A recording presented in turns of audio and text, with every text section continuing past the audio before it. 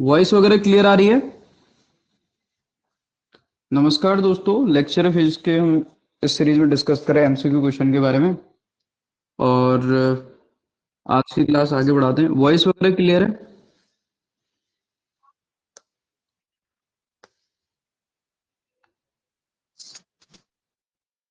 अरे यार,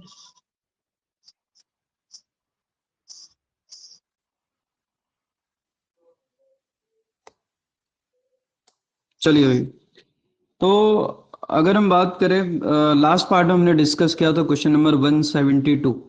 इसमें आपने सॉल्व किया है how far apart the Zeeman component. How far apart the Zeeman component means which is the separation between आपके पास का स्पेक्ट्रल लाइन। ठीक है, which is called Zeeman shift. Which is called Zeeman shift. Calculate किया ये आपने। Question number आपके पास इसमें जीमेन शिफ्ट क्या होता है, डेल्टा न्यू विच इज आपके पास e v divided by 4 pi m. This is called Zeeman shift.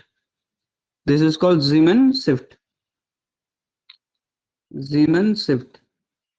ठीक है, जीमेन इफेक्ट भी आपने ऑलरेडी पढ़ा है। ठीक है, क्या होता है कैसे होता है करके।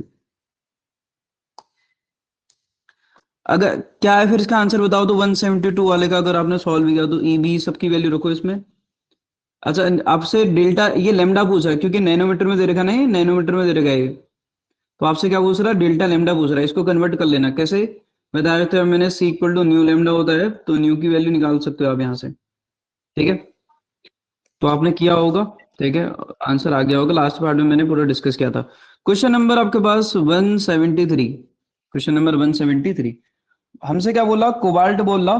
ठीक है, 27 X ray spectrum contain contain strong K alpha line बोला एट कहां पर, स्ट्रॉन्ग के अल्फा लाइन है कहां पर जरा बोलो। 0.01785 nanometre and weak alpha K alpha line बोला यहाँ पर। This weak K alpha line due to an impurity whose atomic number बोला। ठीक है, तो यार देखो, हमको पता है कि जो एक्सरे स्पेक्ट्रम होता है उस एक्सरे स्पेक्ट्रम में क्या कहानी होती है। एक्सरे स्पेक्ट्रम में अगर हम बात करें, एक्सरे में हमने देखा था कौन से करेक्टरिस्टिक एक्सरे में, तो 1 बाय जो लेमडा होता है ये होता है किसके इक्वल आता है, 1 बाय लेमडा की वैल्यू होती है R Z minus B of whole square, या तो 1 ओवर आपके पास n1 स्क्वायर माइनस का 1 ओवर n2 स्क्वायर। अब आपको पता है कि n1 और n2 तो फिक्स है क्योंकि दोनों के लिए के अल्फा लाइन के बारे में बात कर रहा है, तो ये तो आपके पास फिक्स है, इसके बारे में हम क्या ही वो करें। ठीक है, बट मैं जब लेमडा, जब हम यहाँ से बात करेंगे किसके बारे में, लेमडा के बारे में, तो 1 बाय आपके पास कोबाल्ट के बारे में। सबसे पहले हमारे पास क्या कोबाल्ट है, कितना 27। तो कोबाल्ट के लिए क्या आ जाएगा, आर तो सेम ही रहेगा, जेड माइनस बी, जेड की वैल्यू हमारे पास कितनी है, जेड की वैल्यू है 27। 27 और ये के अल्फा लाइन के लिए, अल्फा लाइन के लिए आपको इसकी बी की वैल्यू क्या होती है, 1 होती है। कितनी होती है, 1। ये सब आपने पढ़ा है, ऐसा नहीं कि नहीं पढ़ा है। ठीक है, और ये पूरा क्या है, एक्स को एक्स मान लो थोड़ी देर के लिए। क्यों मान लो एक्स, क्योंकि ऑलरेडी बताइए दोनों के लिए सेम रहने वाला है। वैसे ही 1 बाय हमारे पास कितना आएगा, किसी उसके लिए कह रहा है ना, दूसरे आपके पास उसके लिए कह रहा है, हमें किसी इम्प्योरिटी जब हम मिक्स करते हैं कह रहा है, तो हमें ये वेवलेंथ देखने को मिलती है। तो आपके पास किसी उसके लिए बोल दो। ठीक है, इसके आपका लेमडा डैश बोल दो, वेवलेंथ बाद में जो देखने को मिली है। ये आपके पास कितना आर जेड आपके पास उसका एटॉमिक नंबर हमें बताना है, -1 इंटू कितना आ जाएगा एक्स, उसका होल स्क्वायर है ऐसे करके, सॉरी। तो हमें करना क्या है, हमें आपके पास कैलकुलेट करना लेमडा, आपके पास हमें कैलकुलेट करना है जेड। तो यहाँ से दोनों को डिवाइड कर दो, दोनों को जैसे डिवाइड करोगे तो हमारे पास कितना आ जाएगा, lambda dash divided by lambda of C O copper. ये कितना आ जाएगा, क्योंकि मैंने डिवाइड करा, ऊपर आ जाएगा 26 का स्क्वायर डिवाइडेड बाय कितना आएगा, जेड -1 का क्या आ जाएगा, स्क्वायर आ जाएगा, 26 जेड-1 का स्क्वायर। ठीक है, तो यहाँ से अगर आप सॉल्व करोगे, लेमडा डैश हमारे पास क्या हो रहा है, ये 1 पॉइंट, देखो ये हमारे पास है 0.1930 डिवाइडेड बाई 0.1785। सही है, इक्वल टू कितना 26 डिवाइडेड बाई जेड-1 ऑफ होल स्क्वायर।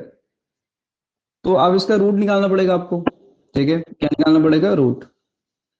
और रूट निकाल लोगे तो हो जाएगा। यहां से आपको किसकी वैल्यू निकालनी है, जेड की वैल्यू।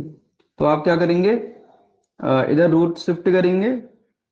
देखो आप इसको ऐसे भी रफली कैसे समझ सकते हो, हमने डिवाइड सही किया, हाँ डिवाइड सही किया, कोई दिक्कत नहीं है। चलो देखो, हम एक काम कर सकते हैं, इसको ऐसा लिख सकते हैं 1930 डिवाइडेड बाय 1785 इक्वल टू कितना, 26। इसको रूट लगा दिया मैंने ऐसे करके, ये z-1 आ जाएगा। देखो यार, मैं आपको अप्रोक्सीमेशन बता रहा हूँ कैसे करते हैं करके। देखो ये 19/30 आपके पास 1930 है, नीचे 1785 है, तो एक बार जैसा भाग जाएगा, मतलब 1.1 आपका 1.3 जैसा भाग जाएगा। जाएगा नहीं जाएगा, मेरी बात को ज्यादा भी जा सकता है, अगर आप रफली अगर डिवाइड अगर करोगे तो 1 पॉइंट समथिंग कुछ जाएगा। जैसे ये 19 हमारे पास कितना 30, पूरा डिवाइड करने की जरूरत नहीं है, बाकी आप कैसे भी डिवाइड कर सकते हो, आइडिया से भी आंसर आ जाता है, ठीक है, पूरा सॉल्व करने की जरूरत नहीं होती है। तो अगर आप डिवाइड अगर करोगे तो ये 1 के आसपास आएगा हमारे पास, ठीक है। तो ये हमारे पास, मैं इसको क्या लिख रहा हूँ, ये हमारे पास आ जाएगा, ये जो भी डिवाइड कर गया 26 डिवाइडेड बाई z-1, ये हमारे पास, मैं इसको रफली 1 पॉइंट आपके पास 2 के आसपास लिख रहा हूँ, ठीक है। 1 पॉइंट किसके आसपास लिख ले रहा हूँ, 2 के आसपास लिख रहा हूँ, या कम ही आएगा, ठीक है, 1 पॉइंट आपके पास 1 या 1.2 के आसपास। तो z-1 अगर मैं करूंगा तो z-1 डिवाइडेड बाई हमारे पास कितना आ जाएगा, यह आ जाएगा 26 डिवाइडेड बाई कितना आ जाएगा 1.2 के आसपास। तो 26 को डिवाइड करोगे तो 1.2 से, तो नंबर आपके पास ऑब्वियस सी बात है 25 से कम ही आएगा, ठीक है। इसको डिवाइड कर लो, 26 डिवाइडेड बाय अगर 1 पॉइंट अगर आपके पास 2 के आसपास करोगे तो ये आपके पास किसके आसपास आएगा, ये ज्यादा आ रहा है, इसको कम करो। 1 पॉइंट आपके पास कितना आ रहा है, 0.8 के आसपास आ रहा डिवाइड करने पर, ठीक है। कौन ये 1.08, और जब इसको 26 को आप डिवाइड करोगे, 26 डिवाइड बाई 1.08 करोगे तो 24 पॉइंट जो आपके पास 07 के आसपास आ रहा, ठीक है। क्या आ रहा वैसे एग्जैक्ट डिवाइड अगर हम करें 19, अच्छा उसको रूट भी तो लेना है, सॉरी मैंने खाली डिवाइड करा, रूट अगर लोगे तो फिर वो कम हो जाएगा।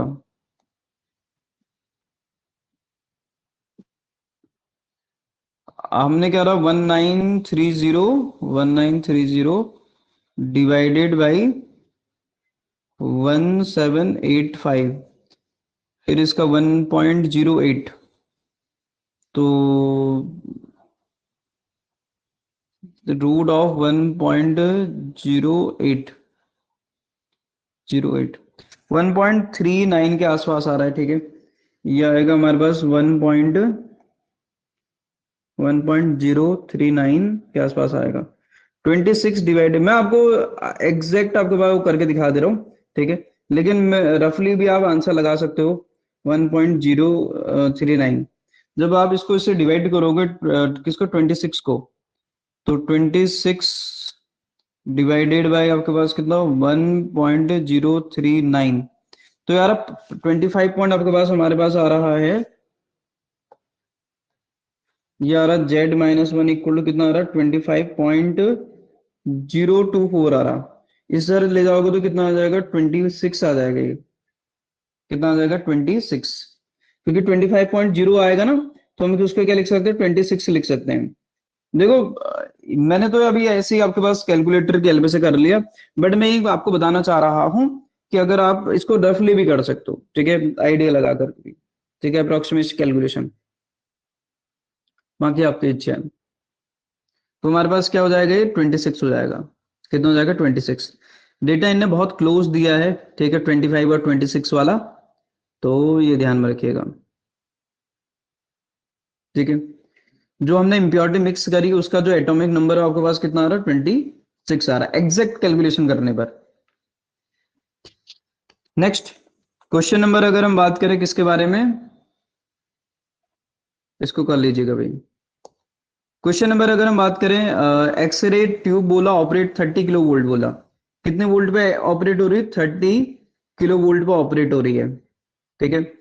मिनिमम वेवलेंथ बोला, मिनिमम वेवलेंथ यार देखो आपको नैनोमीटर में आपने भी निकाल रखी है और उसमें भी निकाल रखी है, ये हमने 1240 डिवाइडेड बाई लेमडा, सॉरी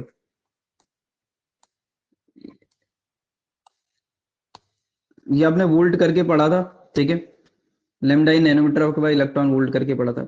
इसमें किसमें इन वोल्ट।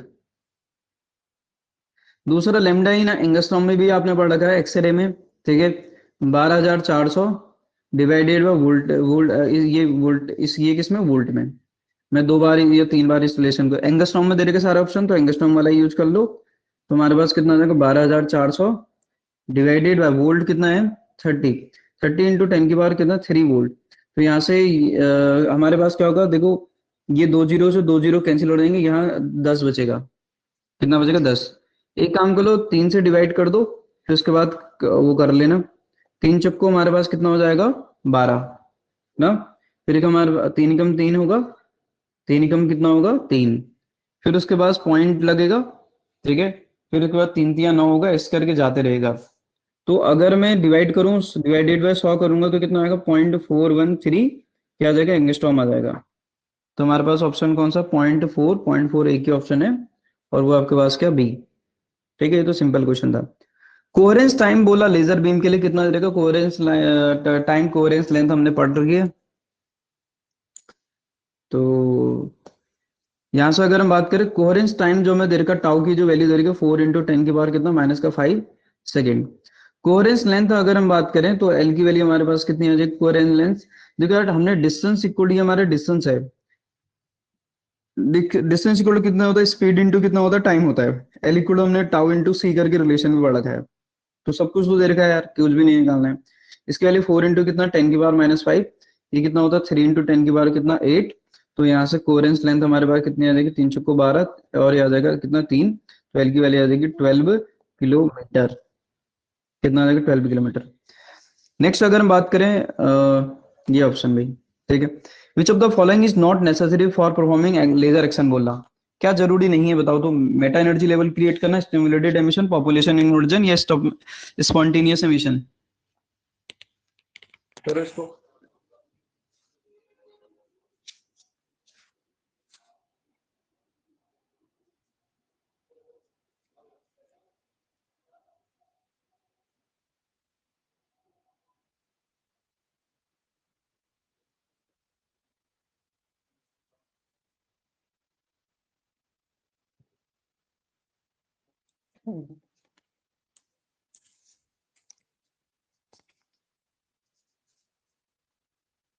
बिल्कुल, लेजर में क्या होता है पॉपुलेशन इन्वर्जन तो करना ही पड़ता है, आपको बताइए यार, बिना उसके तो क्यों करना पड़ता है, कैसे करना पड़ता है, सब डिटेल में डिस्कस कर रहे हो, अदरवाइज आपको हायर एनर्जी लेवल में नंबर ऑफ एटम इंक्रीज नहीं होंगे।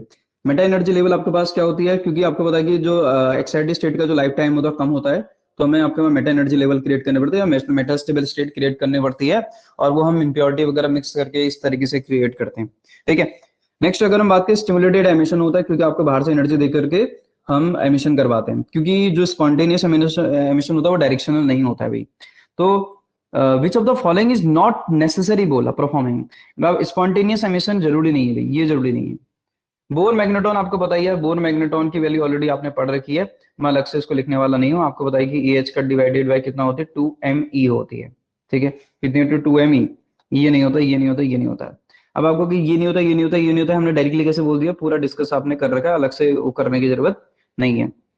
नेक्स्ट अगर हम बात करें, हमसे बोला आपके पास नेक्स्ट क्वेश्चन, बोला N number of similar atom बोला अरेंज इन सर्कुलर चेन बोला, ठीक है, हमारे पास सर्कुलर चेन है, the possible number of vibration mode in the chain बोला, इस तरीके से हमारे पास सर्कुलर चेन है ऐसे करके, ठीक है, ऐसे करके हमारे पास सर्कुलर चेन है, इसमें एन नंबर ऑफ एटम्स है, कितने एटम्स हैं एन नंबर ऑफ एटम है, ऐसे ऐसे।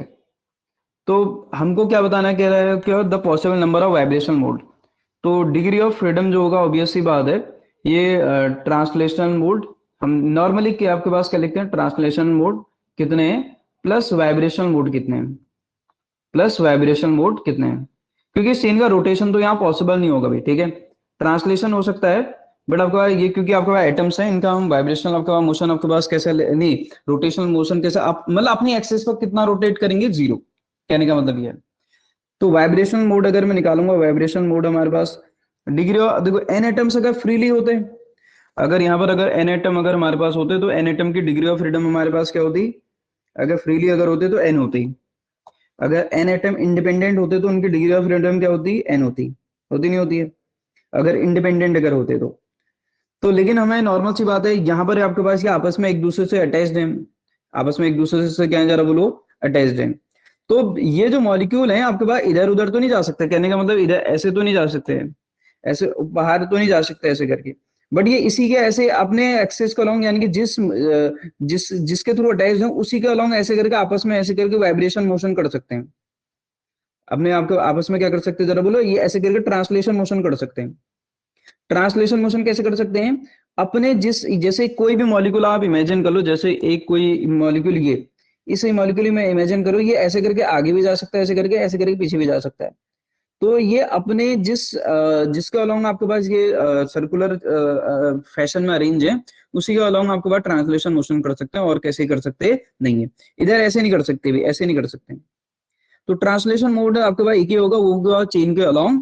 और आपके पास तो यहाँ से वाइब्रेशन मोड अगर हम बात करें, तो वाइब्रेशन मोड हमारे पास कितने आ जाएंगे, ये आ जाएंगे आपके पास कितना n-1। ठीक, ये समझ में आना चाहिए। ठीक है, तो वाइब्रेशन मोड हमारे पास कितने हो जाएंगे n-1। फिर से मैं एक बार रिपीट कर दे रहा हूँ, मैंने बोला कि चेन अगर है तो चेन में आपके पास नॉर्मल सी बात है, ये एटम्स अपनी एक्सिस के बाद रोटेट तो नहीं कर सकते, मतलब ऐसे घूम तो नहीं सकते, ऐसे करके ऐसे ऐसे करके ऐसे घूम तो नहीं सकते। ठीक है, चेन में कहाँ घूमते हो, तो नॉर्मल सी बात है। The possible number of vibration mode बोला, तो डिग्री ऑफ फ्रीडम आपका ट्रांसलेशन प्लस वाइब्रेशन होगी। तो मैं कह रहा हूँ अगर इंडिपेंडेंट होते तो total total degree of freedom कितनी होती, एन होती, टोटल डिग्री ऑफ फ्रीडम कितनी होती है, एन होती।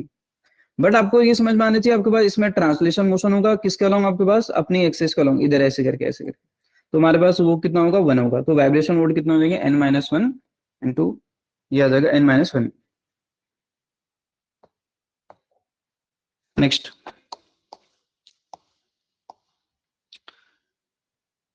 नेक्स्ट हमसे कह रहा है what is the possible, what is the nearest neighbour of an बोला in the in case of NaCl structure. तो NaCl स्ट्रक्चर के बारे में अगर हम बात करें तो हाँ, NaCl में 6 होते हैं, ठीक है, पता होना चाहिए। अब कैसे 6 होते हैं अगर मैं बताऊं तो, वैसे इसमें इमेज ऐड हो जाती है वैसे, अगर हम देखें,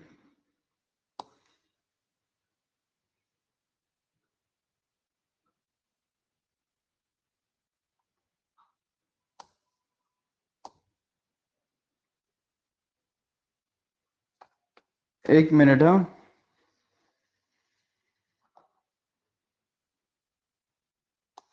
मैं तुम्हें इमेज दिखाता हूँ उसकी।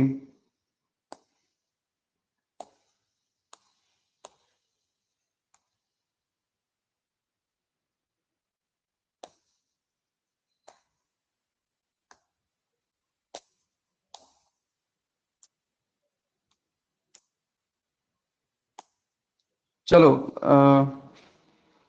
अगर हम बात करें किसके बारे में, अब यहाँ से डायरेक्टली इमेज ऐड ही नहीं होगी। मैं देखो एक इमेज व्हाट्सअप कर रहा हूँ, उसको देखना आप, ठीक है, इसे बैक करके जाओगे तो कोई दिक्कत नहीं आएगी। देखना, मैं एक इमेज व्हाट्सअप कर रहा हूँ, ग्रुप में भेज रहा हूँ, उसको देखना।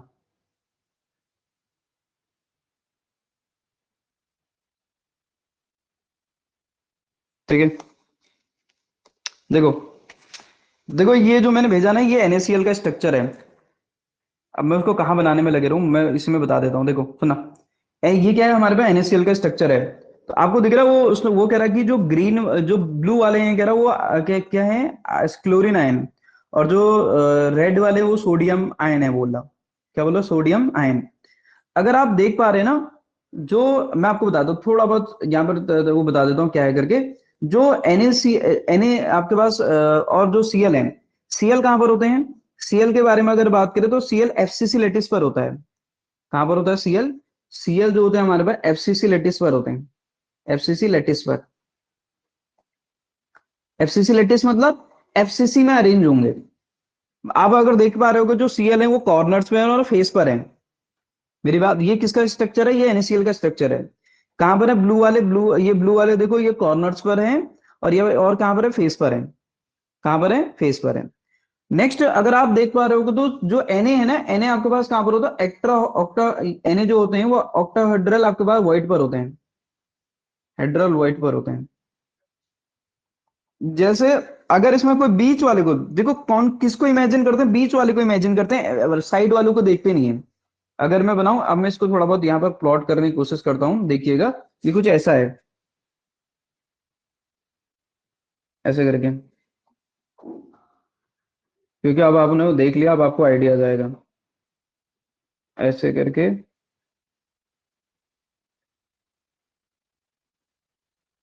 ऐसे करके कुछ। मैं बता रहा हूँ कोऑर्डिनेशन नंबर आपके पास छह कैसे आ रहा है, छह कैसे बोल रहे हैं करके हम, ठीक है, उस बात के ऊपर डिस्कशन कर रहा हूँ, ठीक है, ऐसे करके। तो ऐसा कुछ स्ट्रक्चर आपको दिख रहा हो, ठीक है, ऐसा कुछ स्ट्रक्चर दिख रहा है। मैं इंडिकेट कर रहा हूँ आपके पास इस वाले उसको, Na को, रेड है ना, रेड, रेड से इंडिकेट करा, रेड से इंडिकेट कर रहा हूँ। तो इसके सराउंडिंग में देखो नियरेस्ट नेबर कौन कौन है, इसके सराउंडिंग में नियरेस्ट नेबर अगर आप देखोगे, इसको मैं उससे कर दे रहा हूँ, ठीक है, ग्रीन से कर दे रहा हूँ। इसके सराउंडिंग में जो नियरेस्ट नेबर आपको दिखेंगे, वो हमारे पास एक ये भी लाइन है, ऐसे करके भी लाइन है एक, ठीक है, एक ऐसे करके भी लाइन होगी, तब जाके पूरा बनेगा वो। तो उसको मैं ग्रीन से कर दे रहा हूँ। यहाँ पे रखा था, ठीक है, ये ब्लू, ये हमने कहाँ रखा था, सॉरी,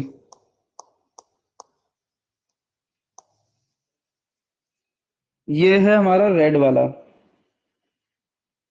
अरे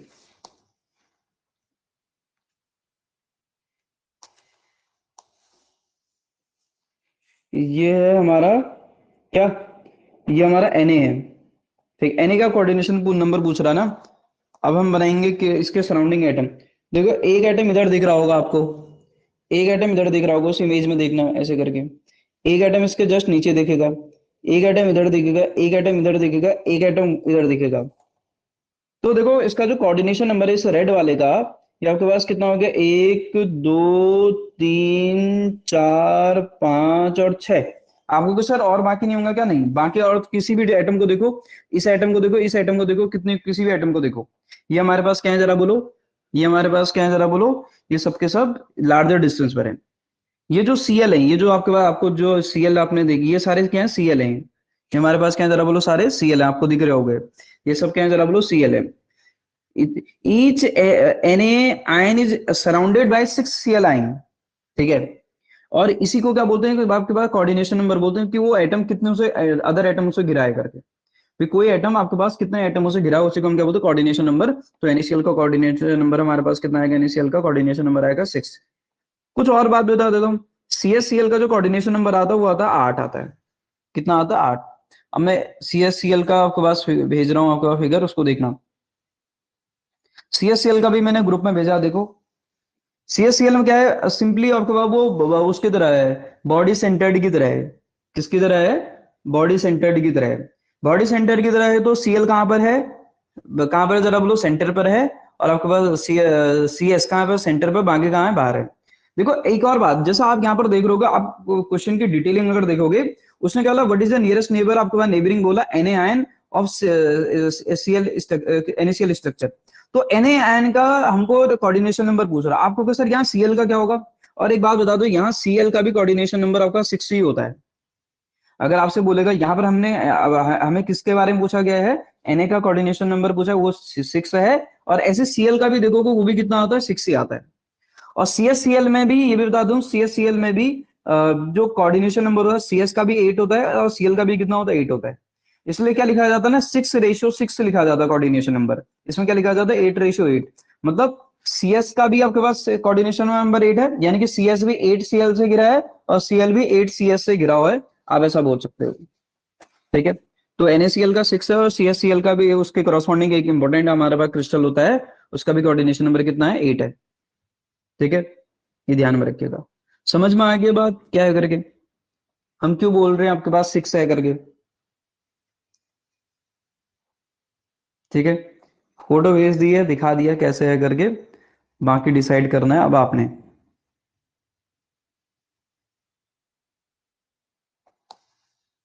ठीक है, चलिए नेक्स्ट अगर हम बात करें किसके बारे में, द बैंड गैप बोला, सिलिकॉन, सिलिकॉन सेमीकंडक्टर है, सेमीकंडक्टर का जो बैंड गैप होता है आपको बताइए, ठीक है क्या होता है करके, पता है ना, बिल्कुल। आपको होता है कि बैंड गैप अगर हम बात करें तो अलग अलग टेम्परेचर पर अलग अलग होता है बैंड गैप, ठीक है। इसके दो कहानी बनती है, कहाँ पर, अगर हम बात करें, हाँ मैंने कहा था हमारे पास या तो सिलिकॉन होगा या जर्मेनियम होगा, 0 डिग्री केल्विन पर और 300 डिग्री केल्विन पर। सिलिकॉन का जो बैंड गैप होता है वो होता है 1 पॉइंट आपके पास 21 इलेक्ट्रॉन वोल्ट, और 300 के 1.1 इलेक्ट्रॉन वोल्ट के आसपास आ जाता है।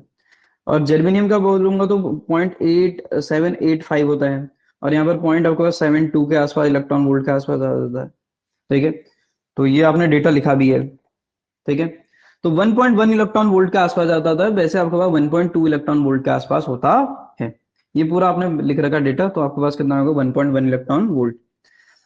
Dibai propose that the crystal can propagate elastic wave बोला। आपको पता है कि यार हमने स्पेसिफिक हीट को एक्सप्लेन करने के लिए डिवाई का मॉडल आता है, जो कि लो टेम्परेचर पर आपके पास बताता है कि भाई लेटिस जो हीट कैपेसिटी है वो किसके प्रोपोर्शनल में होती है, जरा बोलो, टी क्यूब के प्रोपोर्शनल होती है। किसके लिए होती है जरा बोलो, लेटिस हीट कैपेसिटी किसके प्रोपोर्शनल होती है, जरा बोलो, टी क्यूब के प्रोपोर्शनल, या फोनॉन हीट कैपेसिटी भी आप बोल सकते हो, या आप क्या बोल सकते हो, फोनॉन हीट कैपेसिटी किसके प्रोपोर्शनल होती है, टी क्यूब के प्रोपोर्शनल होती है। उसने क्या बोला था कि जो ऑसिलेटर होते हैं वो आपके पास कैसे होते हैं, इंडिपेंडेंट नहीं होते हैं। वो क्या कैसे ऑसिलेटर होते हैं, जैसे आइंस्टीन और जो ड्यूलॉन्ग पेटिट ने बोला था वो कैसे होते हैं, ड्यूलॉन्ग पेटिट लॉ ने बोला था क्लासिकल ऑसिलेटर है, आइंस्टीन ने बोला था क्वांटम ऑसिलेटर है। और फिर उसके बाद डिवाई आता है, डिवाई बोलता है कि आपके पास ये जो ऑसिलेटर हैं ये कपल्ड ऑसिलेटर होते हैं, क्वांटम तो है ही, हर हर तरीके की फ्रीक्वेंसी को आपके पास एमिट क्या करते हैं, प्रोपोगेट कर सकते हैं, जीरो से लेकर के किसी भी रेंज तक का, ठीक है। तो वेवलेंथ आपके पास जो होगी, आपके पास लो फ्रीक्वेंसी से हाई फ्रीक्वेंसी किसी भी रेंज में आपके पास देखने को मिल सकती है। ये पूरी कहानी आपने पढ़ की है। वेलोसिटी ऑफ एन इलेक्ट्रॉन बोला इज गिवन आपको बाय द एक्सप्रेशन बोला, ठीक है। तो ये रिलेशन हमने सॉलिड स्टेट में पढ़ भी रखा है। फिर भी आप लिख सकते हो कि जो ई होता है, हमने देखा है कि आपके पास कितना होता है, एच नहीं होता है। यहाँ से इस रिलेशन को बनाया जा सकता है, 2 पाई से मल्टीप्लाई 2 पाई से डिवाइड कर लो, तो ई को हमारे पास कितना हो जाएगा, एच बाई 2 पाई होता है, H cut omega, 2 pi nu होता है हमारे पास कितना, ओमेगा। इसको कितने से के से वो कर दो, क्या डिफरेंशिएट कर दो, डी बाई डी के करोगे तो एच कट ऐसे कांस्टेंट है बाहर आ जाएगा, डी ओमेगा बाई डी के। तो यहाँ से डी ओमेगा बाई डी के को ही हम क्या बोलते हैं, वी बोलते हैं, क्या बोलते हैं, वी। तो हमारे पास कितना आएगा, 1/h कट कितना आ जाएगा, डी बाई कितना आ जाएगा, डी के। दिस इज द, इसी को हम ग्रुप वेलोसिटी भी बोलते हैं वैसे तो, ठीक है, बट आपको पहले अभी मेंशन करने की जरूरत नहीं है। तो ये आ जाएगा हमारे पास velocity of electron is given by आपके पास v इक्वल टू 1/h का डी बाई डी के। हमने क्या सॉलिड के अंदर पढ़ा था, ये कहाँ, ये एक्सप्रेशन हमने कहाँ पर बोला था, सॉलिड, किसी भी सॉलिड मटेरियल के अंदर जो वेलोसिटी होती है वो आपके पास ऐसे दी जाती है।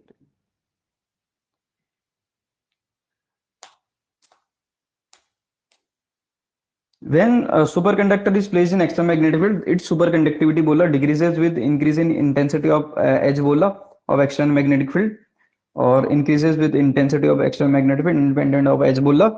हमने क्या बोला था, सुपर कंडक्टिविटी के लिए क्या कंडीशन होनी चाहिए, जो मैग्नेटिक फील्ड होना चाहिए क्रिटिकल मैग्नेटिक फील्ड से कम होना चाहिए। और अगर ऐसा होगा तो आपके पास क्या होगा, जरा बोलो, मैग्नेटिक फील्ड जो होना चाहिए वो क्रिटिकल मैग्नेटिक फील्ड से क्या होना चाहिए, कम होना चाहिए।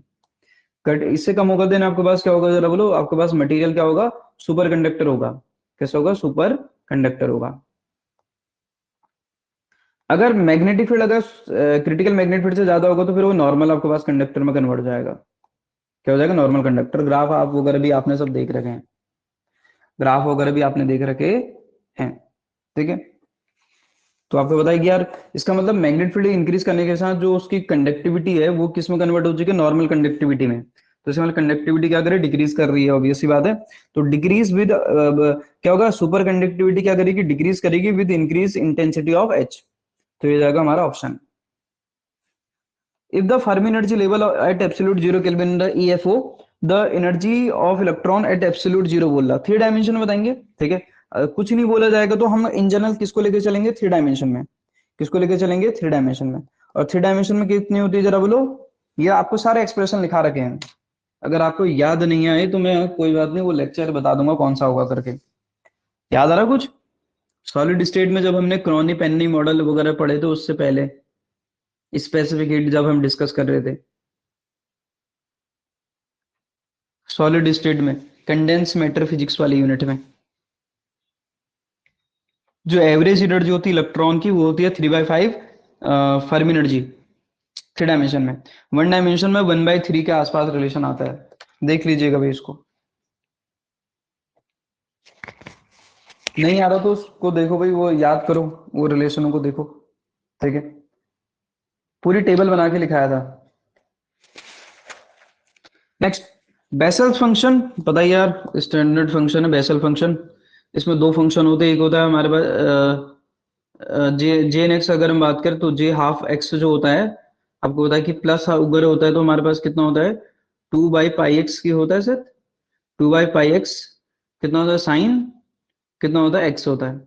और माइनस अगर हम बात करें तो हमारे पास बेसल फंक्शन क्या होता है, 2 हमारे पास क्या पाई एक्स कितना कॉस एक्स, दो होते हैं माइनस हाफ और प्लस हाफ में, तो हाइपरबोलिक वाला तो होंगे ही नहीं, प्लस हाफ है तो इसका मतलब क्या है साइन है, प्लस हाफ है तो इसका मतलब क्या है साइन है, ठीक है। नेक्स्ट अगर हम बात करें किसके बारे में,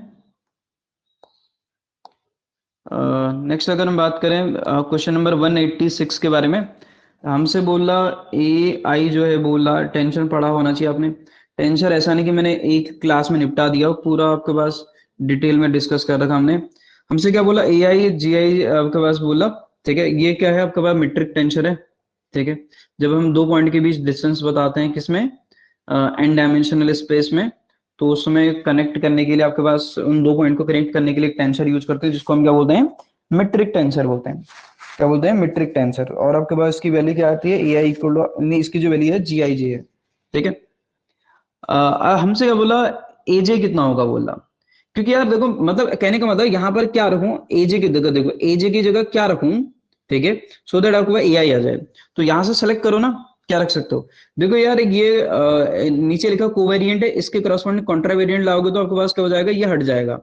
मतलब अगर मैं जी आई जे, क्योंकि मुझे ए आई लाना है, तो अगर मैं यहाँ पर अगर जी आई जे अगर ऊपर लिख दूं और आपके पास क्या है ए आई अगर नीचे लिख दूं, तो ये कितना हो जाएगा जरा बोलो, इसकी वैल्यू कितनी होती है हमारे पास, 1 होती है, इसकी वैल्यू कितनी होती है 1, तो हमारे पास कितना हो जाएगा जरा बोलो ए आई, ये 1 हो जाएगा तो हमारे पास ए आई आ जाएगा, नहीं आ जाएगा, कितना आ जाएगा जरा बोलो, फाइनली हमारे पास कितना आ जाएगा ए आई।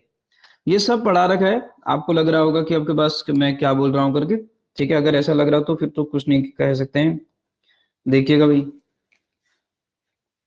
यहाँ पर क्या रखूं कि आपके पास कितना आ जाए ए आई, तो आपके पास जी आई रख सकते हो, किस में ऑप्शन हुआ आपके पास, ये तो है नहीं भाई, ऐसे तो हटेगा नहीं, जी आई जे ए आई, ये है, ये बट इसमें जे है, इसमें आपको भाई ये तो ऊपर है, कॉन्ट्रावेरिएंट हो गया, ठीक है। तो ये समझ में आना चाहिए भाई, क्योंकि हमारे को हमको ये समझ में आना चाहिए A I J into G I J equal to आपके पास कितना होता है, 1 होता है, ये सब पढ़ा रखा है। नेक्स्ट अगर हम बात करें किसके बारे में, हाँ फिर से वही आ गया, देखो ज्योमेट्रिक टेंसर का ही इसमें फिर से ये पार्ट है, ठीक है। नेक्स्ट अगर हम बात करें, क्वेश्चन नंबर हमसे क्या कहा है उसने, क्वेश्चन नंबर है, सॉरी, क्वेश्चन नंबर 187। देखो यार पता है ये डीएस क्या है, दो पॉइंट के बीच हम दो, ये क्या कर रहा है, ये क्या लिखा गया, कैसे हमने क्वेश्चन करे हैं, कैसे क्वेश्चन हमने करे, बिल्कुल करे हैं, ठीक है। अगर आपको याद नहीं आ रहा हो तो कोई बात नहीं, देखिएगा आपको याद ध्यान आ जाएगा। अगर हम बात करें, ये क्या दो पॉइंट के बीच के डिस्टेंस है स्पेरिकल कोऑर्डिनेट में, ये हमारा जो लिखा गया डी एस स्क्वायर इक्वल हमारे पास क्या लिखा है डी आर स्क्वायर। अब मैं उसके ऊपर डिटेल में नहीं जाऊंगा, यूट्यूब पे भी लेक्चर फ्री में पड़े हुए हैं, ठीक है, मतलब ऐसा नहीं कह सकता कि कोई मुझे पता ही नहीं है, यूट्यूब में भी लेक्चर फ्री में पड़े हुए हैं, और आपके पास ऐप में भी अवेलेबल आपके पास कोर्स, ठीक है। नेक्स्ट अगर हम बात करें तो डीएस ये हमारे पास ये है, ठीक है। अब यहां पर अगर हम बात करें किसके, हमसे क्या कह रहा है आपके पास, ये क्या है निकालने के लिए इसकी वैल्यू, ये क्या है क्रिस्टोबल सिंबल है, ये क्या है क्रिस्टोफल सिंबल है, सिंबल आपके पास क्या और किस कौन सा काइंड ऑफ फर्स्ट काइंड, ठीक है, कौन सा काइंड ऑफ फर्स्ट काइंड। और Cristobal symbol of first kind हमारे पास क्या कैसे लिखते हैं, आई जे के करके लिखते हैं, ऐसे करके। और ये कितना होता है 1/2, ये होता है हमारे पास G I K divided by G X G del X J plus, अच्छा इसको मैं इधर लिख देता हूँ,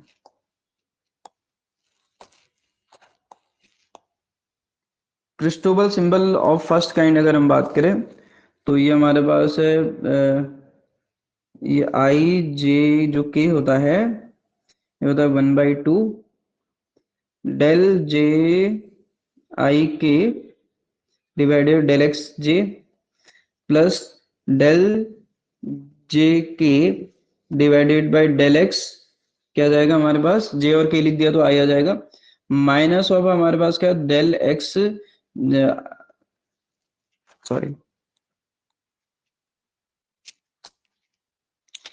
डेल आपके पास G I J divided by del x के, ठीक है। तो ये लिखा गया अभी, ठीक है, कुछ नहीं करना है, कैसी भी आप लिख लो, आगे लिख लो पीछे लिख लो, आप पर डिपेंड करता है। हमको क्या निकालना है, हमको देखो यार ऑब्वियस सी बात है, ये सब आपने पढ़ रखा है, ठीक है।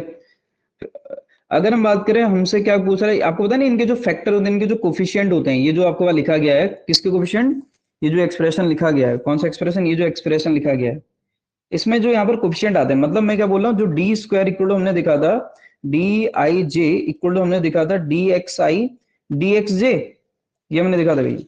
यहाँ पर वन वन करोगे तो एक्स स्क्वायर हो जाएगा। कार्टेशियन कोऑर्डिनेट सिस्टम में हमने क्या लिखा था, मैं आपको खाली रिकॉल करने के लिए लिख रहा हूँ, डी एक्स स्क्वायर की उल्टी लिखा था, वन वन आता है इसकी वैल्यू, तो कितना आता है डी एक्स स्क्वायर प्लस आपके पास डी वाई स्क्वायर प्लस कितनी आती है डी जेड स्क्वायर।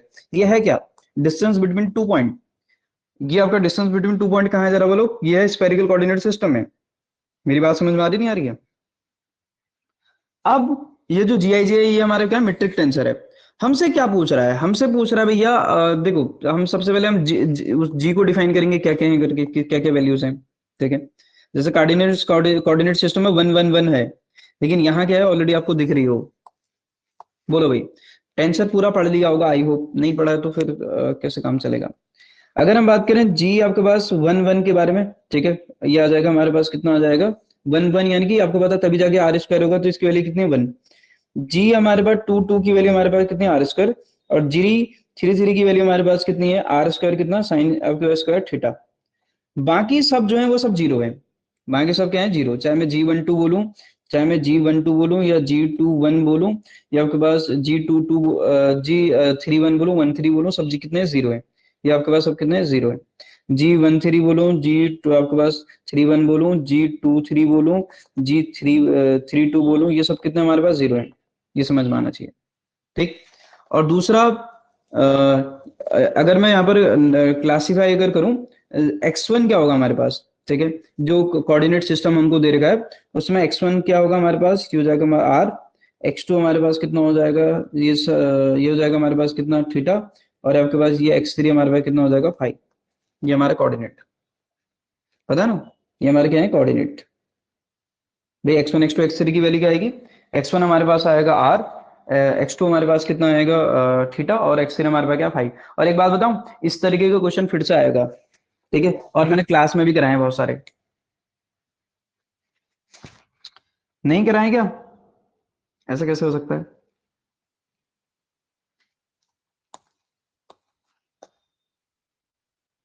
चलो भाई,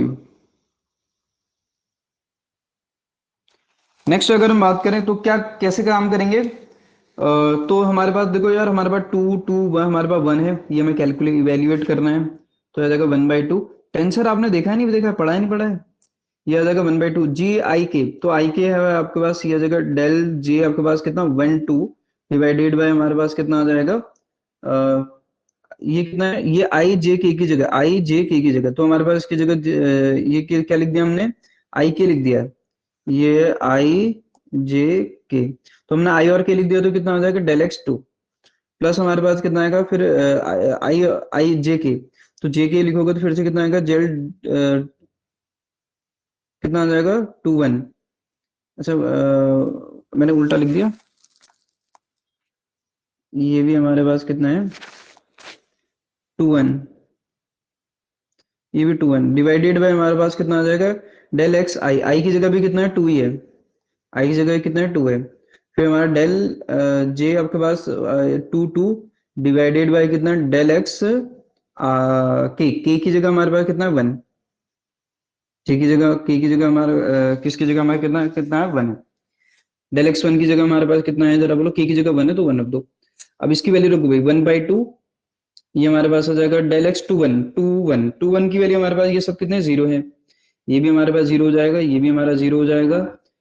ये डेल जी टू टू की वैल्यू हमारे पास कितनी है R square divided by del X one की वैल्यू हमारे पास कितनी है आर।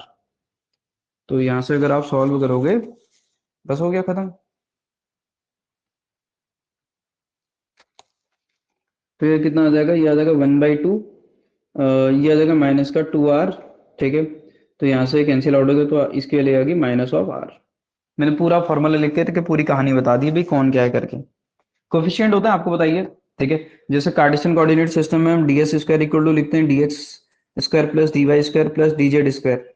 यहाँ पे g11 g22 g33 की वैल्यू कितनी होती है 1111। वैसे ही यहाँ कितनी होती है, यहाँ जो कोफिशिएंट होते हैं dr square d theta square और d फाइव स्क्वायर, उसकी वैल्यू होती है g11 g22 g33। बाकी सब क्या होता है 0 होते हैं, बाकी थोड़े दिखने को मिल रहा है आपको, लेकिन बाकी भी दिए जा सकते हैं, ऐसा नहीं कि नहीं दिए जा सकते हैं, ठीक है। अरे हमने ये सारी चीजें पढ़ी हैं, ऐसा कुछ।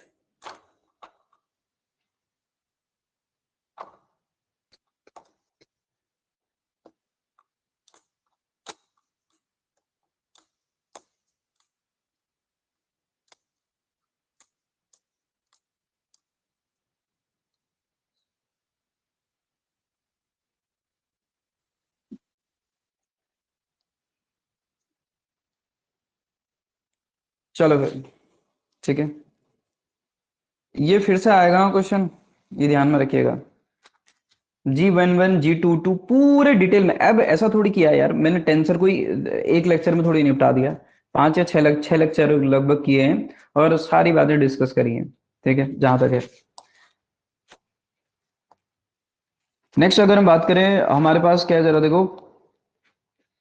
स्विमर हु कैन स्विम बोला आपके पास in still water at speed v बोला, वांट टू क्रॉस बोला आपके पास क्या, एक स्विमर है मिनिमम टाइम के साथ आपके पास क्या कर रहा है एट स्पीड बोला, in what direction he should आपके पास शुड ही आपके पास swim to cross the river in least time बोला। देखो यार रिवर तो इधर की तरफ फ्लो हो रही है, ठीक है, रिवर इधर की तरफ फ्लो हो रही है आपके पास कितनी वेलोसिटी के साथ, यू वेलोसिटी के साथ, ऐसे करके। यहाँ पर से ऑब्वियस सी बात है वो क्रॉस करना चाहता है। मैंने कहा भी सपोज के लिए वो इधर जा रहा है, सपोज के लिए सपोज कर लिया, ठीक है, जाएगा कहाँ वो बाद में पता चलेगा। ये क्या velocity of swimmer with respect to still water, मान लो इधर की तरफ जा रहा हो ऐसे, जो कि हमें दे रखा कितना दे रखा v दे रखा, कितना दे रखा v, ठीक।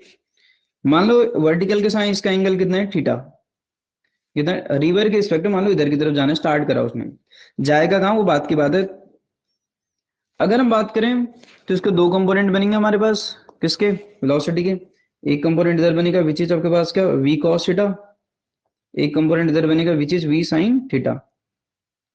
मान लो रिवर की आपके पास जो विड्थ है वो d है, तो जो टाइम लगेगा हमारे पास कितना लगेगा, ये आ जाएगा डिस्टेंस बाय कितना आ जाएगा वेलोसिटी।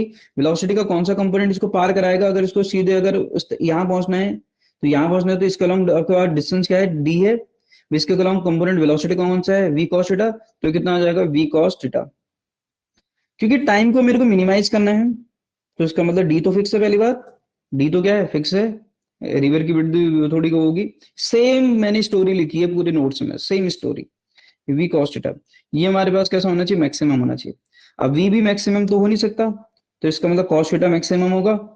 कॉस थीटा मैक्सिमम अगर होगा तो हमारे पास कॉस थीटा मैक्सिमम कब होगा, जब थीटा की वैल्यू क्या होगी मिनिमम होगी, और थीटा की वैल्यू मिनिमम कितनी हो सकती है 0।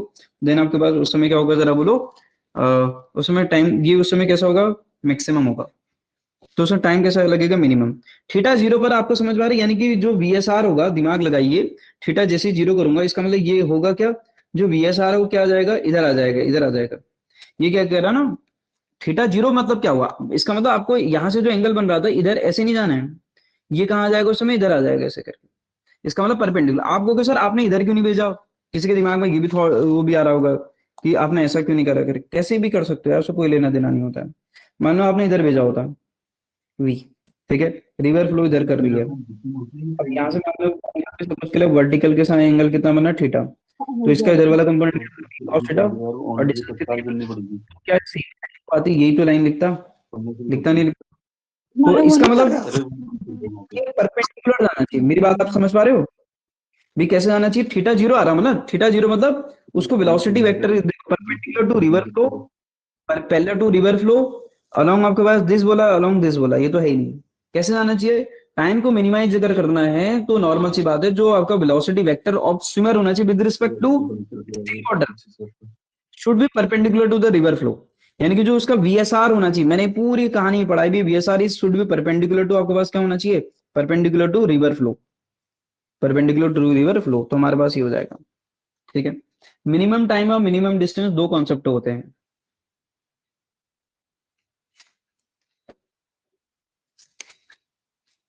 मिनिमम टाइम और मिनिमम डिस्टेंस दो कॉन्सेप्ट।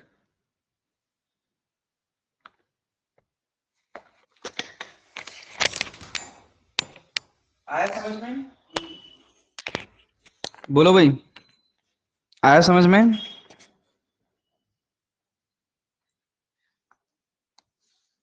चलो नेक्स्ट, नेक्स्ट बताओ तो फिर क्या होगा फिर। ठीक है बताओ, चलो द मैट्रिक्स, चलो मैट्रिक्स बताओ, ऑर्थोगोनल है, हर्मिशियन है, सिमेट्रिक है, एंटी सिमेट्रिक है। सिमेट्रिक मैट्रिक्स क्या होता है, जिसका ट्रांसपोज इसके इक्वल होता है। मैं सही लिख रहा हूँ गलत लिख रहा हूँ बताना, सही लिखा है तो यस लिखना। ठीक है, A transpose equal to A symmetric, A transpose equal to minus of A आपके पास क्या, anti symmetric, A transpose equal to minus of anti symmetric, A dagger equal to A hermitian, A dagger equal to minus A anti hermitian. सही लिखा है मैंने सारी बातें, सही लिखा है। मैंने तरीके भी बताएंगे, मैंने कहा होगा कि भाई अगर कभी आयोटा वाली मैट्रिक्स अगर आती है तो उसमें हेर्मिशियन चेक करो, आयोटा है नहीं तो सीधे उसका वो चेक करो क्या, सिमेट्रिक चेक करो, या वो चेक करो क्या क्या कहते हैं उसको हम,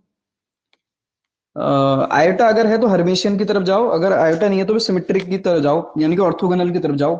ठीक है, क्योंकि हर्मिशियन से अगर हमारे पास यूनिटरी आता है, पता है ना, अगर मैं भी ए ड्रैगर इंटू ए अगर करता हूँ आई आ जाता है, इसको क्या बोलते हैं, यूनिटरी बोलते हैं। क्या बोलते हैं इसको, यूनिटरी बोलते हैं, यूनिटरी मैट्रिक्स बोलते हैं। अगर आपके पास उस समय इसको ए को यूनिटरी मैट्रिक्स बोलेंगे।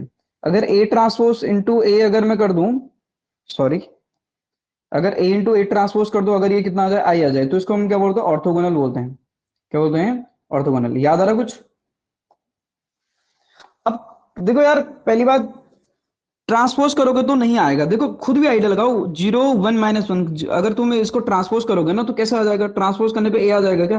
देखो जीरो माइनस वन यहाँ चले गया, जैसे माइनस वन वहां चले गया तो कहाँ सेम कहाँ दिख रहे हो। ठीक है, मेरी बात समझ पा रहे हो, जीरो ये कितना आएगा, one zero zero zero zero one, तो ये सेम कहाँ दिख रहे हैं, ये और बदल चुके हैं। माइनस कॉमन लोगे तो फिर माइनस यहाँ और यहाँ चले जाएगा, फिर भी आपके पास नहीं बनेगा, तो पहने ये और ये दोनों तो हो ही नहीं सकते हैं। हर्मिशन, हर्मिशियन का आपके पास, हर्मिशन किसका निकलता है भाई, जो आपके पास जो इमेजिनरी मैट्रिक्स होती है, होने को नॉर्मल इस मैट्रिक्स का भी निकल जाएगा। हर्मिशन का मतलब क्या था, हर्मिशन का मतलब होता है transpose of conjugate, but conjugate कहाँ निकालोगे, इसका कंजुगेट तो आएगा नहीं, ट्रांसपोज ही होगा, ट्रांसपोज होगा यानी कि सिमेट्री चेक होगी और कुछ नहीं होगी, यानी कि सिमेट्री की चेक होगा, वो ऑलरेडी आपने कर चुके हो, तो ये भी ऑप्शन नहीं होगा। समझ पाए कि हर्मिशन का मतलब होता है ट्रांसपोज ऑफ कंजुगेट, कंजुगेट होगा नहीं क्योंकि रियली मैट्रिक्स है, तो नॉर्मल सी बात है, ट्रांसपोज करोगे तो यही आ जाएगा, तो उसको करने की जरूरत है नहीं, तो बचा कौन सा ऑप्शन, ऑर्थोगोनल। देखो अब आप कहोगे सर ऑर्थोगोनल होगा किस बात का, क्या गारंटी है भैया, ए इंटू ए वो कर दो, ठीक है, ए इंटू ए ट्रांसपोज कर दो, आ जाएगा आंसर, ए इंटू क्या कर दो, ए ट्रांसपोज करो तो जरा, ए इंटू ए ट्रांसपोज, इसको मैं डायरेक्टली लिख रहा हूँ, ठीक है, zero one zero minus one zero zero zero zero one,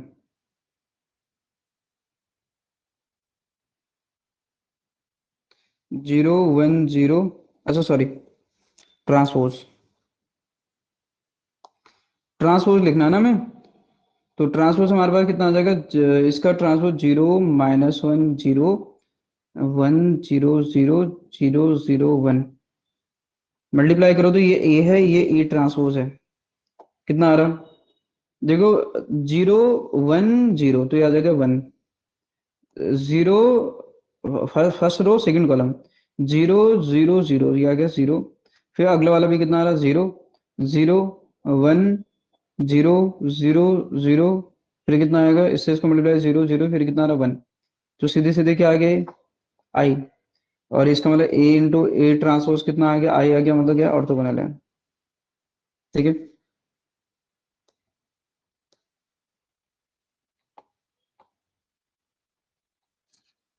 next, चलो भाई, बोला if H is Hermitian matrix बोला, देन ई की पावर आई एच बोला, विल बी बोला। ठीक है।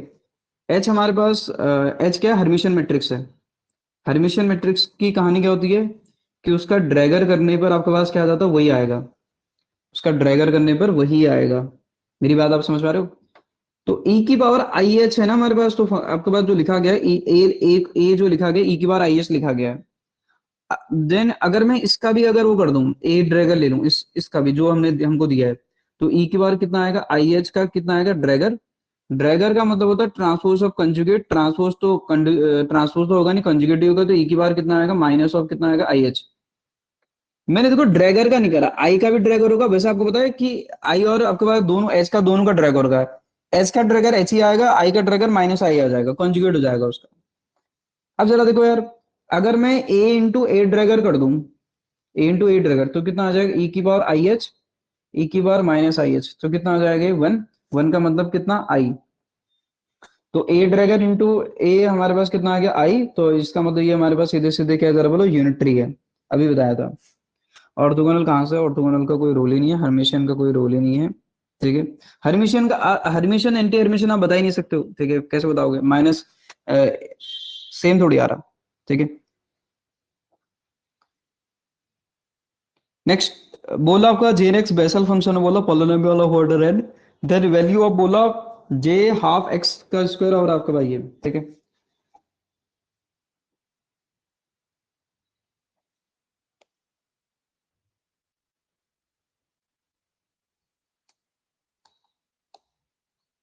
चलो भाई, तो अगर हम बात करें किसके बारे में, सॉरी, अगर हम बात करें किसके बारे में यहाँ पर, जे, किसके बारे में, जे हाफ एक्स के बारे में, तो आपको पता है कि यार इसकी वैल्यू मैंने अभी लिखी थी 2 बाई कितना, pi x, sorry, 2 by pi x कितना, sine x. J minus half के बारे में हमने लिखा था, याद है हमारे पास, 2 बाई पाई एक्स कितना, कॉस एक्स। आपको सिंपली दोनों को क्या करना है, स्क्वायर और ऐड करना है। दोनों को क्या करना है, स्क्वायर और ऐड। इसका स्क्वायर, जे माइनस हाफ एक्स, इसका स्क्वायर और ऐड। स्क्वायर और ऐड करके करोगे तो cos square plus sign square कितना हो जाएगा, 1 हो जाएगा, 2 बाई कितना आएगा, पाई एक्स आ जाएगा। ठीक है। अब यार ये तो कितनी स्टैंडर्ड इक्वेशन आपने पढ़ रखी है। ठीक है, क्या, लेग्रांजियन किसका, पेंडुलम का। रेफरेंस लेवल कहाँ पर है, कह रहा बॉटम पे है, बोल रहा दिया ना उसने, रेफरेंस लेवल देता है क्वेश्चन में। ठीक है, रेफरेंस लेवल यहाँ पर है ऐसे करके। ठीक है, तो हमें लेग्रांजियन बताना है। हमने सबके पढ़े हैं, ऐसा नहीं कि नहीं पढ़े। रेफरेंस लेवल कहाँ पे इमेजिन करना है आपको, यहाँ पर रेफरेंस लेवल ये है। तो पोटेंशियल एनर्जी निकालो, बाकी तो सब सेम ही है। ठीक है। इसकी लेंथ कितनी है, एल है हमारे पास, कुछ नहीं, सेम मैंने करा रखे, दोनों पार्ट करा रखे, रेफरेंस लेवल ऊपर से भी और नीचे से भी। अगर हम बात करें तो मुझे हाइट, या हाइट चाहिए पोटेंशियल एनर्जी, ये हाइट कितनी आएगी, देखो ये हमारे पास कितना है, यहाँ से यहाँ तक, यहाँ से यहाँ तक एल है। तो ये हमारा थीटा है। थीटा के इधर वाला कंपोनेंट कितना आएगा, एल कॉस थीटा। तो ये कितना आएगा, एल साइन थीटा। ठीक है। तो हमारे पास हाइट कितनी आ जाएगी, ये एल है, और ये यहाँ से यहाँ तक एल कॉस थीटा ऐसे करके। तो हमारे पास हाइट कितनी आ जाएगी, L minus L cos theta. H equal to कितना, एल 1 माइनस कितना, कॉस थीटा। 1 माइनस कितना, cos theta. 1 minus cos theta.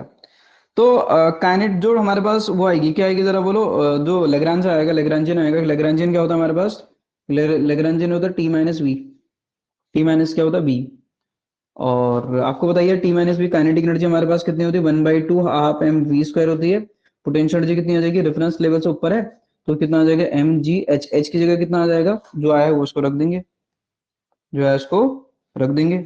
तो कितना आ जाएगा 1/2 half M V square minus M G कितना आ जाएगा L 1 - cos theta. This is the potential energy. अब यहीं से आइडिया लग जाएगा वैसे तो, ठीक है। देखिए यार सब में पहला टर्म तो सेम ही है, फिर दूसरा टर्म बदल रहा तो आपको वैसे ही पता चल गया होगा सी है करके, ठीक है। कौन सा ऑप्शन है? सी है। लेकिन ये भी आपको बता रखा मैंने कि वेलोसिटी हमारे पास कैसे लिख सकते हो करके, क्योंकि आपको पता है ये घूम रहा है, ठीक है। इसके हमने निकाले थी, आपने इसके कोऑर्डिनेट निकाले थे, उसका काइनेटिक एनर्जी निकाली थी एक्स डॉट और वाई डॉट कर करके ना। तो इसमें कोई बहुत बड़ी बात नहीं है, ठीक है। तो लेग्रांजियन हमने आपके पास निकाला था एम कितना L square theta dot square, क्योंकि वी की वैल्यू आपके पास आर वी को आर ओमेगा होता है, आप ऐसा दिमाग लगा सकते हो, ठीक है। तो आर ओमेगा आपके पास, क्योंकि वो सर्कुलर हम जनरलाइज कोऑर्डिनेट थीटा कंसीडर करके चलते हैं, तो कितना आ जाएगा एम जी एल कितना आ जाएगा 1 - cos थीटा। पूरे डिटेल में डिस्कशन किया हुआ है, आप लेक्चर देख सकते हैं। तो यहाँ पर हमारे पास अगर हम देखें तो हमारे पास क्या आ जाएगा इसका, ये आ जाएगा हमारे पास सी, ठीक है। Hamilton canonical equation of motion बोला, Hamilton canonical equation of motion अगर हम बात करें, ये भाई, क्योंकि वी इक्वल टू हमारे पास कितना होता है, यहाँ पर V equal to R omega होता है। तो वी की वैल्यू हम आर को जो एल लिखेंगे और ओमेगा को क्या लिखेंगे, थीटा लिखेंगे, और थीटा डॉट लिखेंगे, क्या लिखेंगे, थीटा डॉट, ठीक है। चलिए भाई हैमिल्टन इक्वेशन ऑफ मोशन के बारे में बात करते हैं। हैमिल्टन इक्वेशन ऑफ मोशन हमारे पास क्या है,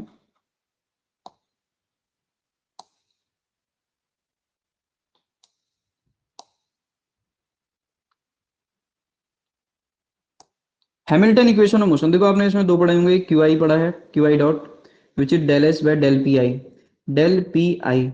एक पढ़ा है P I dot which is minus of del S by del Q I. These are the two, क्या, दीज आर द टू आपके पास क्या, हैमिल्टन इक्वेशन ऑफ मोशन। पहला ऑप्शन में क्यू में नेगेटिव दे रखा, तो क्यू में नेगेटिव तो होता नहीं है, और क्यू में इसमें भी नेगेटिव दे रखा, ई भी नहीं होगा, ठीक है। Q I del V I, P I del Q I minus of, हाँ ऑप्शन बी सही लग रहा है ना। क्यू आई आपके पास कितना है, डेल पी आई है, पी आई डॉट कितना है minus of del H by del Q I, ठीक है। बी ऑप्शन हमारा सही है। तीसरे ऑप्शन में हमारे क्या, यहाँ डॉट लग गया ये, जो कि गलत है, जो कि गलत है, ठीक है। हैमिल्टन इक्वेशन ऑफ मोशन,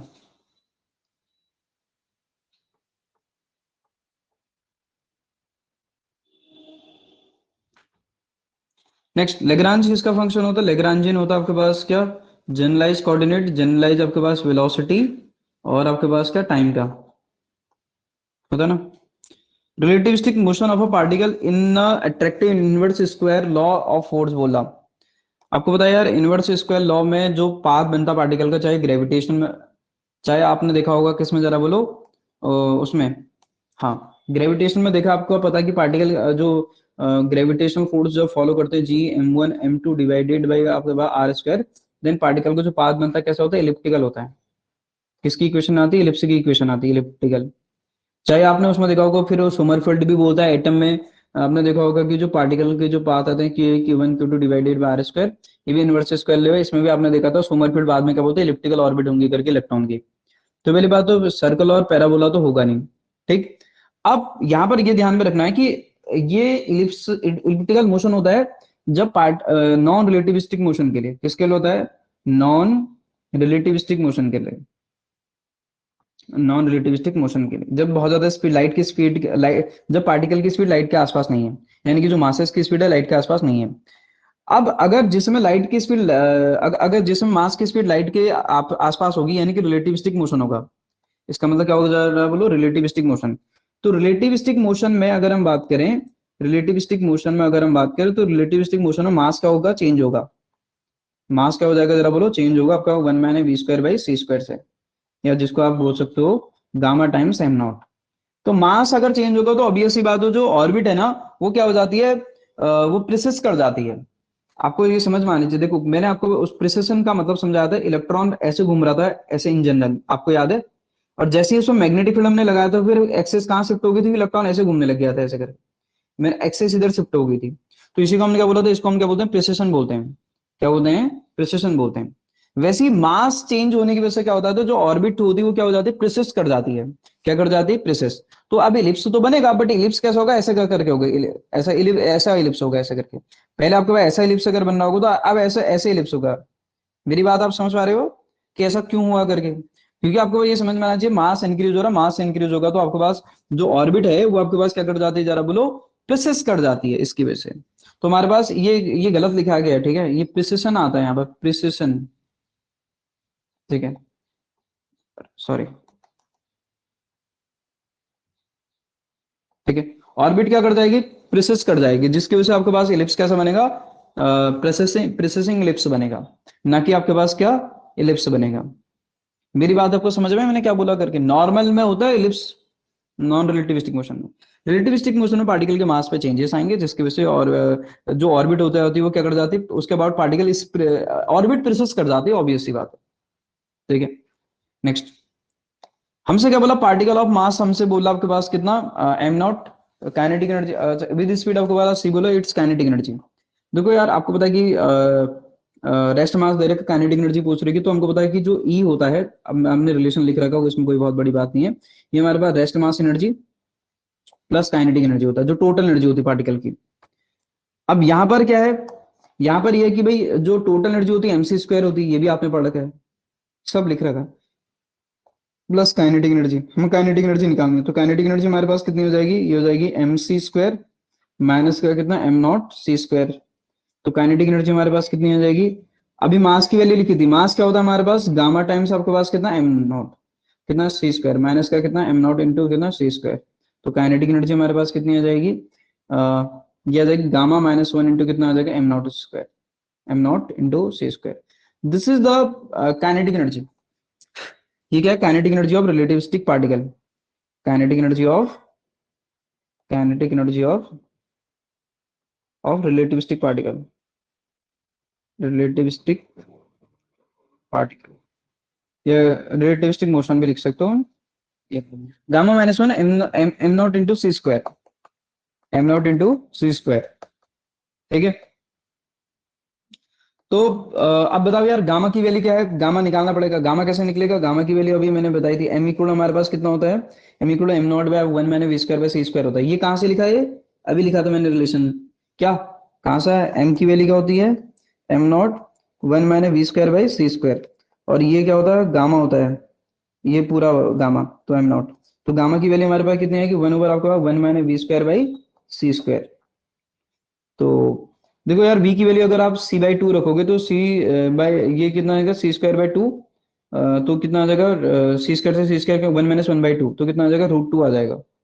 तो काइनेटिक एनर्जी कितनी आ जाएगी फिर, root two minus one, root two minus one, ये आ जाएगा into M naught into C square. Root two minus one point four one four होता है, one point four one four, तो पॉइंट कितना आएगा, four one, M naught four into C square, तो ये आ जाएगा four one four C square. तो पॉइंट, पॉइंट में क्या हमारा एक ही ऑप्शन है, ये है। ठीक है, समझ में आई बात, बोलो भाई।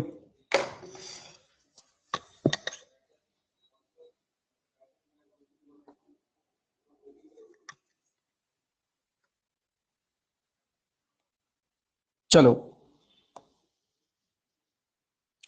नेक्स्ट अगर हम बात करें किसके बारे में, क्वेश्चन नंबर 197 के बारे में। तो Q हमें दे रखा है आपके पास, कितना दे रखा है, Q की पावर m और cos np। ठीक है, और P इक्वल कैपिटल P हमको दे रखा है, क्या हमने ऐसा क्वेश्चन भी करें, बिल्कुल करें। ठीक है, कैनोनिकल ट्रांसफॉर्मेशन में np। ठीक है, फिर बोला कैनोनिकल ट्रांसफॉर्मेशन है बोला।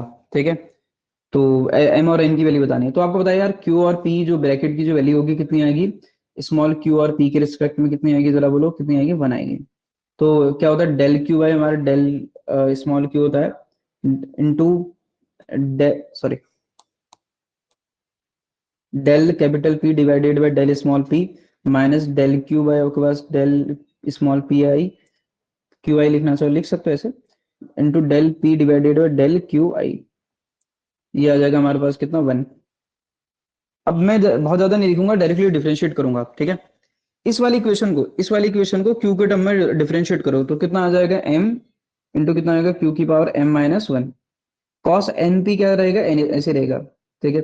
इस वाली इक्वेशन को किसके p के रिस्पेक्ट में डिफरेंशिएट करो तो q की पावर m तो ऐसे रहेगा, तो कितना आ जाएगा n बाहर आ जाएगा, कॉस एन पी आ जाएगा, ठीक है।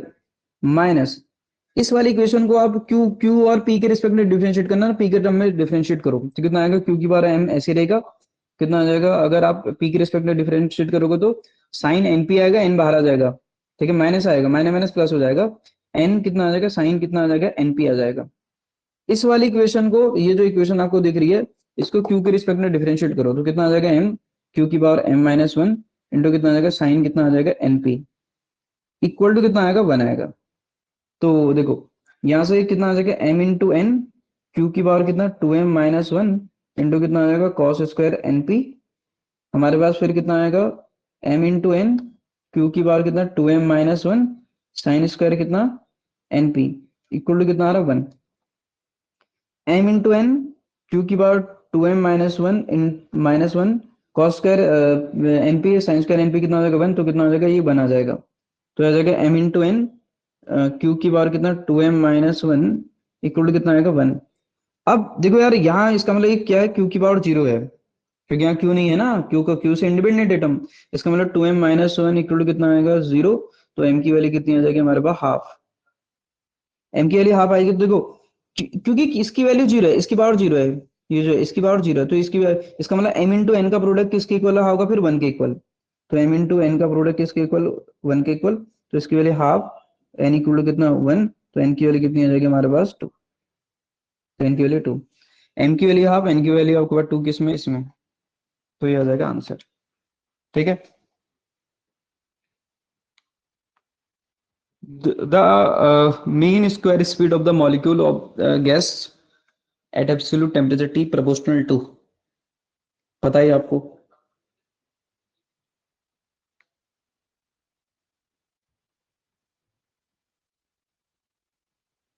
ठीक है।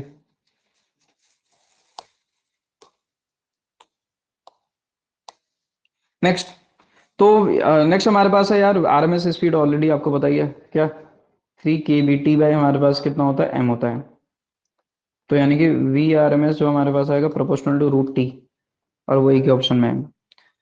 PV by T gas law होता है अभी, ठीक है, पीवी बाई टी को हम क्या बोलते हैं गैस लॉ बोलते हैं, और valid for all, valid for all, चाहे एडियाबेटिक प्रोसेस हो या आइसोथर्मल प्रोसेस हो, दोनों के लिए वैलिड होता है। According to law of equipartition energy बोला, the average energy energy per molecule associated with each degree of freedom, each degree of freedom से जो एसोसिएटेड एनर्जी होती है उसको हम क्या बोलते हैं हाफ केबीटी बोलते हैं, क्या बोलते हैं हाफ केबीटी, है हाफ के टी बात है। 3 डायमेंशन में कितनी आएगी कि एक मॉलिक्यूल की, मैं भी बता दो, ध्यान से सुनना, मैंने लिख क्या रहा हूँ, इसमें कंफ्यूजन होता है। अगर हम बात करें 3 डायमेंशन में, अगर बात करूं एक मॉलिक्यूल 3 डायमेंशन में, तो उसके बाद half cavity half cavity half cavity, तो आपके एक मॉलिक्यूल की अगर मैं बात करूं तो kinetic energy, average kinetic energy कितनी आएगी, ये आएगी 3/2 KBT, half cavity half cavity half cavity, ठीक है। तो हमारा आंसर लेकिन क्या है ये आपके पास 3 डायमेंशन में एक मॉलिक्यूल की टोटल एनर्जी है, ये है ईच डिग्री ऑफ फ्रीडम से एसोसिएटेड एनर्जी हाफ केबीटी होती है, ठीक। तो यार ये तो पेपर हमारा 2 था, ठीक है, और इसमें हमने सारी प्रॉब्लम डिस्कस कर ली है, ठीक है। फिर भी किसी में क्वेश्चन में डाउट हो तो फिर आप पूछ सकते हैं, क्या है करके डिस्कस कर सकते हैं। अब जो है हम यूनिट वाइज डिस्कशन करेंगे, ठीक है, कैसे डिस्कस करेंगे यूनिट वाइज, और एक एक कर आगे बढ़ेंगे, ठीक है।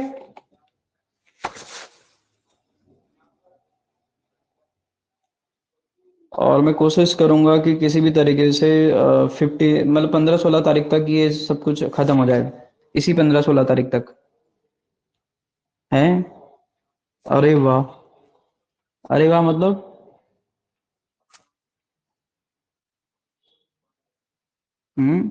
एक दो मैंने क्लास है तो मैं ऐसे ही पढ़ानी है, एक तो मॉलिक्यूलर की पढ़ाऊंगा, एटॉमिक वाली, और एक दो और पढ़ाऊंगा, ठीक है। हाँ, कल से यूनिट वाइज डिस्कस होंगी। कौन सी डिस्कस होंगी मैडम? यूनिट वाइज, यूनिट आपका जो सिलेबस है वो ना, आपका सिलेबस है ना, वो डिस्कस करेंगे कल से।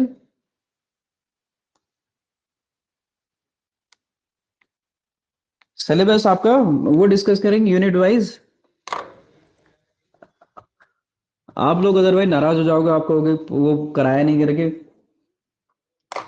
तो वो करा देंगे, ठीक है, टेंशन लेने वाली बात नहीं है। और एक क्लास जो है किस में करानी है? एक क्लास जहां तक देखो, वो मैं अभी बोल रहा हूँ, प्रेशर मत बनाइएगा कि आपने ऐसा बोला था करके। ये मेरी इच्छा है कि मैं कराना चाहूँ, मतलब मैं अपने उससे करा रहा हूँ। ठीक है, एक क्लास जहां तक मेरा मन करेगा तो मैं टेंसर में और पढ़ाऊंगा, मेरा मन करेगा तो। दूसरा, मन करेगा तो, हाँ, श्योरिटी नहीं है। दूसरा, भरोसे ना बैठे, सर इंपोर्टेंट फॉर्मूला भी रिवाइज करा दीजिए, है इंपोर्टेंट फॉर्मूला।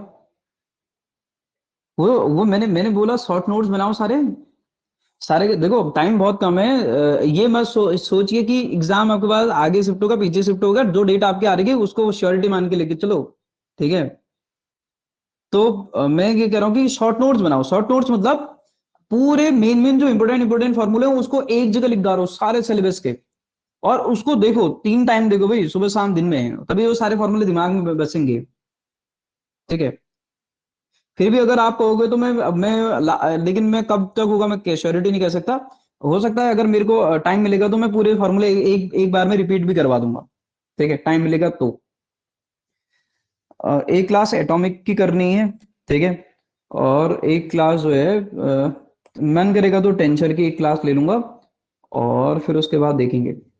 बाकी यूनिट वाइज कल से डिस्कस करेंगे काइनेमेटिक्स वगैरह। ठीक है, मॉक टेस्ट वगैरह लगाओ भाई।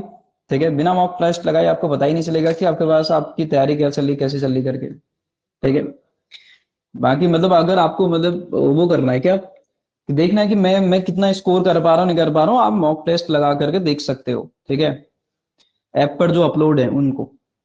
ठीक है, ज्यादा तो उनकी कॉस्टिंग है नहीं। ठीक है, ऐसा तो नहीं है बहुत ज्यादा कॉस्टिंग है। जिस हिसाब से उसके पीछे मेहनत है, ठीक है, क्वेश्चन सिलेक्शन की ये वो, उस हिसाब से जो है कॉस्ट कुछ नहीं है। मॉक टेस्ट लगाएं उनको देखें। ठीक है, क्लास जो है हम कोशिश करेंगे कि 15-16 तक किसी भी तरीके से कंप्लीट हो जाए, मैक्सिमम 20 तक का। ठीक है, किसी भी तरीके से हर चीज से आप मतलब 20 से आगे को आप फ्री हो गए फिर उसके बाद पढ़ने के लिए। मतलब 20 तक मैं कोशिश करूंगा कि सारी यूनिट वाइज फटाफट डिस्कस कर लिया जाए। ठीक है, तो आज की क्लास यहीं पे एंड करते हैं, बाकी डिस्कस करेंगे क्या कल यूनिट वाइज। ओके, चलिए।